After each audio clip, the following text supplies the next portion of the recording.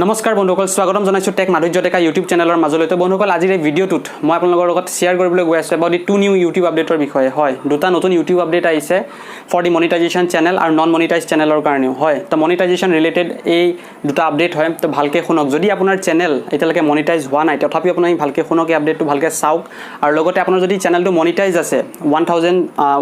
Subscriber plus 4000 watch hour যদি আপুনি complete কৰিলে আৰু ৰিসেন্টলি যদি আপোনাৰ চেনেল মনিটাইজ হৈছে বা আপোনাৰ 2 বছৰ 3 বছৰ হৈ গৈছে এই ফিল্ডত ইউটিউব ফিল্ডত আপোনাৰ চেনেল মনিটাইজ আছে তে অলৰেডি আপুনি আৰ্ন কৰি আছে এডজৰ পৰা তে তথাপিও এই ভিডিঅ'টো গুৰুত্বপূৰ্ণভাৱে চাওক কাৰণ বহুত এটা ডাঙৰ সমস্যা আহি পৰিছে বৰ্তমান সময়ত আমাৰ যোন ইউটিউব প্লেটফৰ্মটো হতে ইউটিউব প্লেটফৰ্মত বহুত ডাঙৰ এটা সমস্যা আহি পৰিছে আৰু এই সমস্যা কেটাৰ বিষয়ে ধুনীয়াকৈ মই আজি এই ভিডিঅ'টোত বুজাই পেলাই কম তে ভালকে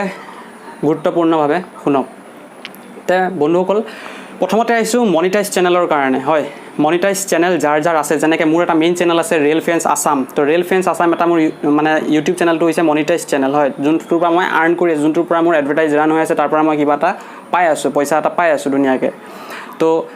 সেই কথাটো মই পাতিব আইছো যে মনিটাইজ চেনেল এতিয়ালৈকে যেনেকৈ আপোনাৰ এডসেন্সটো লিংক থাকে আপোনাৰ ইউটিউব চেনেলটো এটা এডসেন্স একাউণ্টৰ লগত লিংক থাকে য'ৰ পৰা আপুনি আৰ্ন কৰে তো ইন কেছ কিবা কাৰণত যদি আপোনাৰ এডসেন্সটো ডিসেবল হৈ যায় আগতে আছিল 30 ডেজৰ সময় আপুনি ৰিএপ্লাই কৰিবলৈ যাতে আপোনাৰ আকৌ ভুলটো শুধৰণি কৰি আপুনি এডিট কৰি পেলাই যি আপোনাৰ গাইডলাইনৰ মতে আপুনি যদি ভাইলেট কৰিছে তো সেই গাইডলাইন ভাইলেট কৰিলে আপোনাৰ কি হয় কিবা এডসেন্স ডিসেবল হৈ যায় তেতিয়া আপোনাৰ যোনটো আৰ্নিং হয় আৰ্নিংটো ৰখি যায় আৰু তাৰে পিছত আপোনাৰ 30 দিনৰ আপুনি এটা সময় পায় চেনেলত যে আপোনাৰ নিজৰ ফালৰ পৰা ক্লেৰিফিকেশ্যন দিবলৈ এপিল কৰিবলৈও সময় পায় লগতে আপোনাৰ ৰিএপ্লাই কৰিবলৈ যোনটো 30 ডেজৰ এটা সময় পাইছিলে তো এই 30 ডেজটো এতিয়া বঢ়াই দিয়া হৈছে হয় এই 30 ডেজৰ বদলি এতিয়া 90 দিন কৰি দিয়া হৈছে 90 ডেজ মানে অৰ্থাৎ 3 মাহ আপুনি 3 মাহৰ পিছতহে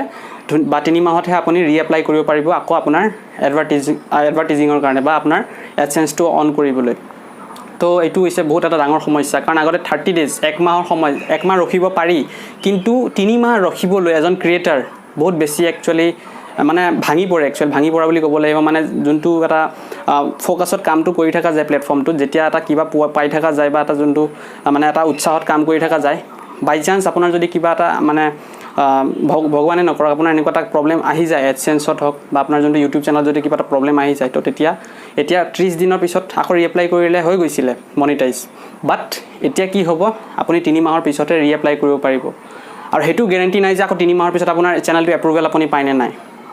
হয় তে তাৰে পিছত যদি আপুনি আৰু 90 দিন ৰখিব লগিয়া হয় তে প্ৰায় যদি 6 মাহ মানে ৰখিব লগা হয় এজন ক্ৰিয়েটৰে তো বেছি মানে একচুয়ালি প্ৰবলেম এটা ক্ৰিয়েট হৈ যায় তো এটো হৈছে মনিটাইজ চেনেলৰ বিষয় এটা যোনটো বহুত বেড মনিটাইজেশ্যন আপডেট বুলি ক'ব লাগিব মই হয় বহুত বেছি মনিটাইজেশ্যন পলিচি হয় এটো আমাৰ কাৰণে তো এটো 5 জুন মই যেনেকৈ আপোনালোকক এই ডেসক্ৰিপচনত মই লিংকটো আৰ্টিকেল যোনটো আৰ্টিকেলৰ পৰা আপোনালোকক মই এই আপডেটটো দি আছো ইউটিউবৰ যোনটো অফিচিয়েল আৰ্টিকেল তো মই ডেসক্ৰিপচনৰ লিংকটো প্ৰভাইড কৰিছো অকনমান হলেও পঢ়ি যাব তাত লিখিছে starting June 5 2023 policy from 90 days যোনটো তেহঁতৰ পজড মোড পলিচি বুলি এটা থাকে তো অলৰেডি হে প্লেটফৰ্মটোত এই ইউটিউব প্লেটফৰ্মটোত অলৰেডি আগৰ পৰাই আছে বাট এতিয়া হেতুত অলপমান চেঞ্জেস কৰি দিয়া হৈছে যোনটো 30 পৰা 90 ডেজ কৰি দিয়া হৈছে আৰু যেতিয়া আপোনাৰ চেনেলটো মনিটাইজ থাকে মই আৰু এটা কথা কৈ দিছো আমাৰ মনিটাইজ চেনেলৰ যোনখিনি মানুহ তেওঁলোকৰ যদি মেম্বাৰশ্বিপ বটনটো অন আছে চেনেলত তে মেম্বাৰশ্বিপ বটনটো যেতিয়া অন থাকে তো হেতুৰ পৰা আপোনাৰ ৰেভিনিউ এটা কালেক্ট হয় যোনটো আপোনাৰ অডিয়েন্সে পে কৰে আপোনাক কিবা এটা ভাল পালে কিবা এটা আপোনাক ধৰক এটা এপ্ৰিচিয়েশ্যন হওক বা জিউ হওক আপোনাৰ চেনেলত জয়েন হৈ লয় পইচা দি পেলাই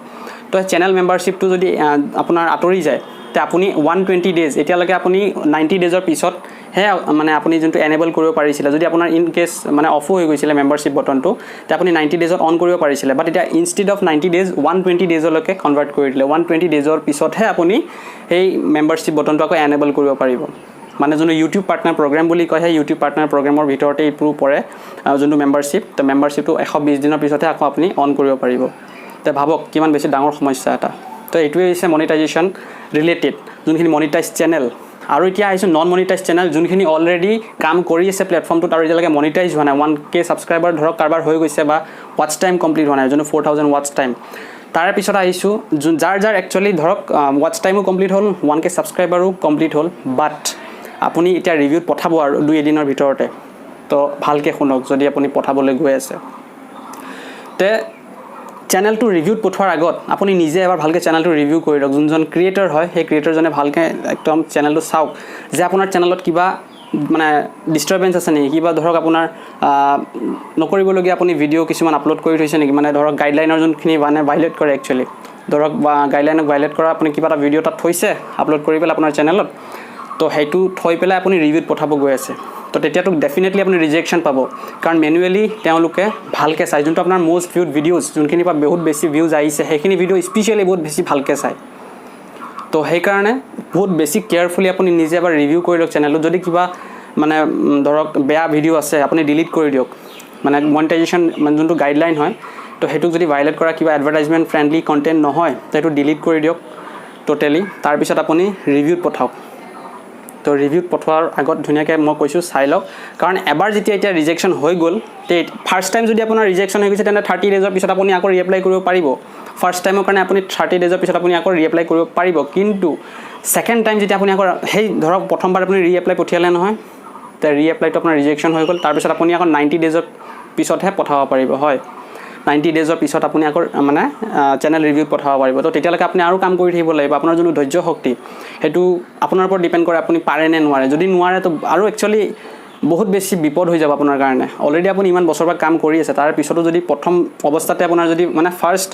মানে আপুনি যেতিয়া পঠাব ৰিভিউত তেতিয়াই যদি মনিটাইজ কৰিলে বেছি ভাল, নহ'লে আকৌ 30 ডেজটো আপুনি পাবই ৰিএপ্লাই কৰিবলৈ, কিন্তু সেই প্ৰথম একবাৰহে আপুনি 30 ডেজ পাব ৰিএপ্লাই কৰিবলৈ, কিন্তু তাৰে পিছত আপুনি আকৌ 90 ডেজ ৰখিব লাগিব ৰিএপ্লাইৰ কাৰণে, তাৰপিছত আকৌ সেই যদি 90 ডেজ নহয় 90 ডেজৰ পিছতো আকৌ আপুনি আৰু 90 ডেজ ৰখিব লাগিব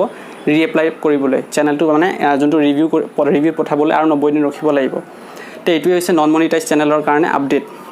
তো বুজি পালে, প্ৰথমতে ক'লে মই মনিটাইজ চেনেলৰ কি হ'ব পাৰে, আৰু দ্বিতীয়তে মই ক'লোঁ নন মনিটাইজ চেনেলৰ বিষয়ে, আৰু বেকগ্ৰাউণ্ডত অলপমান আৱাজ আহিব পাৰে, মই তাৰ কাৰণে বহুত বেছি ক্ষমা কৰিছোঁ, গাঁও এৰিয়া হয় কাকনো কিমান বুজাব, সেইকাৰণে অলপ ভিডিঅ'টো ভালকৈ চাওক। আৰু সেইটোৱে কথা, আপডেটটো বহুত বেছি গুৰুত্বপূৰ্ণ একচুৱেলি আপডেটটো। আৰু ইয়াত এপিলৰ কথাও লিখিছে, তো প্ৰথমতে আপুনি যোনটো এপিল ছেকশ্যন আছিলে তো 30 দিনৰ ভিতৰত আপুনি এপিল কৰিব পাৰিছিলে, এতিয়া 21 দিনৰ ভিতৰত ইয়াত দিছে, লিখি দিছে ধুনীয়াকৈ চাওক। তো ইউ হেভ 20 মানে 21 দিনৰ পিছত আপুনি 21 দিনৰ পিছতহে এপিল কৰিব পাৰিব, ধৰক আপোনাৰ যোনটো ক্লেৰিফিকেশ্যন আপোনাৰ ফালৰ পৰা যে নহয় আপোনালোকৰ ভুল হৈছে, মোৰ কণ্টেণ্টটো ঠিকে আছে, ইউটিউবত আপুনি ধৰক এপিল কৰিব পাৰে, তো সেই 21 দিনৰ পিছতহে সেইটো পাৰিব আপোনালোকে। তো ভালকৈ ভাবি চিন্তি আপুনি কাম কৰক প্লেটফৰ্মটোত, আৰু ৰিভিউ পঠোৱাৰ আগত বাৰ চাওক। তো ধন্যবাদ, আজিলৈ ইমানেই, লগ পাই আছোঁ এটা নতুন ভিডিঅ'ৰ লগত, ধন্যবাদ।